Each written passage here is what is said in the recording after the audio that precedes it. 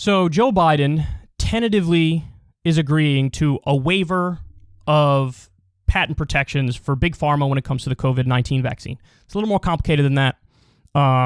He is agreeing to further World Trade Organization negotiations, so they want to work out new terms to do some sort of a waiver. Okay, so we have to wait and see what all the details are. But either way, corporate media and Big Pharma hates this. What they wanted was Joe Biden to be like, no, I'm not doing any waiver, and Big Pharma is going to make as much profit as they want, and we don't care about people in the developing world.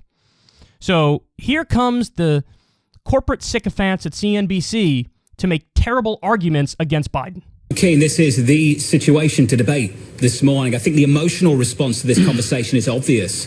This makes sense, doesn't it? We want to help people save lives. Of course, everybody wants to do that. Whether this is the way to do it is the debate we've got to have. And the risks around it need to be talked about. I take a distinction there with Ben Bain about the polarity involved. Maybe being in Washington, you're always seeing the polarity. I thought the Biden approach was a bit nuanced towards a discussion, towards a narrowness on the specific COVID-19. But it's real simple. The smart people that make these wonder drugs don't trust them. That's all there is to it, John. Yeah, I mean, this has been going on forever. This goes back to measles, German measles. This is the great concern people have. This is the great concern that people have. That Lisa, this will be the first step towards something else. Yeah, the idea here of potentially opening up not only for another crisis, but just in general to drug production if you remove some of the financial incentives for biopharmaceutical companies to innovate. What does that do long term? That said, the Biden administration has been very clear, John, saying that this is a one-off. It is a very specific situation and does not set a precedent.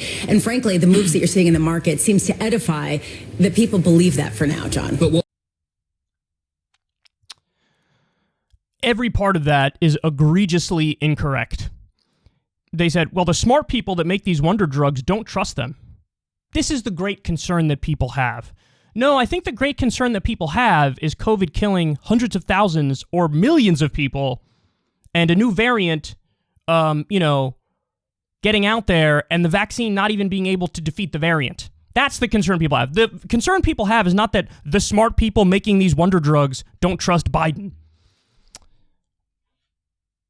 It's incredible. So let me give you some specifics. Taxpayers paid Pfizer, BioNTech, Novavax, and Moderna $13.5 billion for COVID-19 vaccines. So in other words, taxpayers funded the creation of the COVID-19 vaccines. Did you know that 7 executives at these firms became billionaires and are now worth $17.2 billion? So this is the way the system works. You and I, with our tax money, pay for the research and development to create these vaccines. Big Pharma swoops in, buys up the rights to the vaccine, and then they price gouge and profit egregiously. So taxpayers paid $13.5 billion to create the vaccines. Then somehow, 7 executives became billionaires and are now worth $17.2 billion. Pfizer, in just 3 months, made $3.5 billion. So when they say, well, the smart people that make these wonder drugs don't trust Biden, what he means is the executives who I talk to at Big Pharma don't like that Biden might cut a little bit into their egregious profits. That's what they mean. That's what they mean.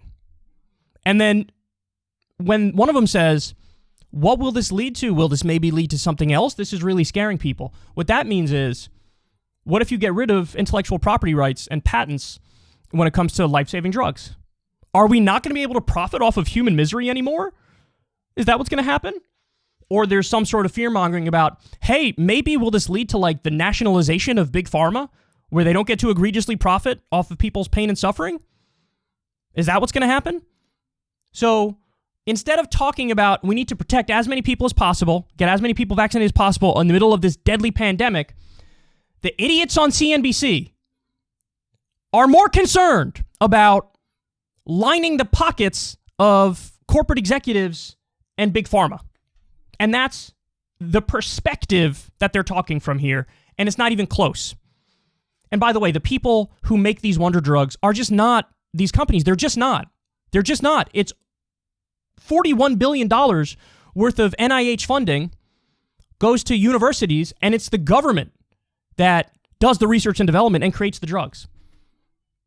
It's something like every drug in the past 25 years has been created with tax money by the U.S. government.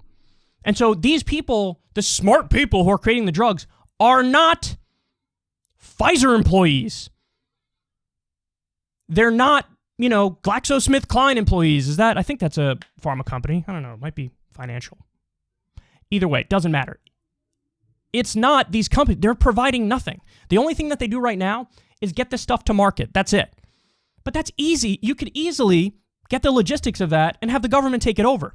Listen, I told you, this is one area where I've become more radicalized, so to speak. I really don't think it's radical. I think it's common sense.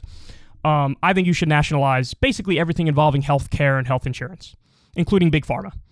All they are is a mafia. All they are is price gougers in between you and your doctor. That's it. That's all they are. Our health insurance and health care system is a scam within a scam on top of a scam. That's what it is. And so nationalize it. Nationalize it. And that's what if they nationalize? That's sort of the fear-mongering that they're doing. Good. I say good. You shouldn't be creating 7 billionaires worth $17.2 billion. And the whole reason they are is because the companies are being exclusionary about getting these vaccines, getting the technology for these vaccines to developing countries.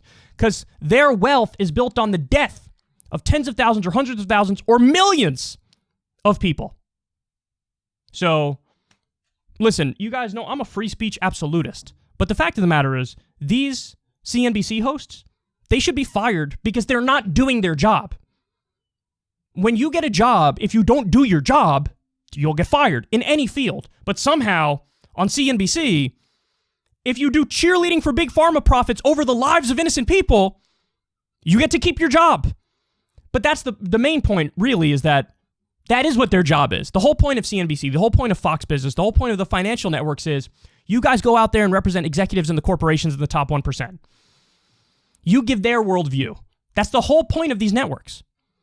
But in a world that made sense, if you have hosts who are cheerleading for profits that lead to death, they should be fired. Because again, your job is supposed to be a watchdog of the corporations, to be a watchdog of the billionaires, to be a watchdog of big pharma, to give the facts. They didn't give you any facts. They didn't tell you that U.S. taxpayers created the vaccines. They didn't tell you the price gouging that's going on and the billions of dollars that are being made by executives for doing nothing except stopping the vaccine from getting to the developing world. So they're not giving you facts, they're not giving you information, and they're just taking the side of profits over human lives, even if it leads to death. They're not doing their job, but they are doing the job that CNBC wants them to do. You're supposed to represent the corporations. In fact, if somebody was saying what I'm saying on CNBC, I'd be the one to get fired. The person saying what I'm saying would get somebody fired. Because you're not supposed to prioritize lives of people over profits. So, here we are. This is rank corporate propaganda. That's all this is. If you ever thought these networks were more than that, you're mistaken.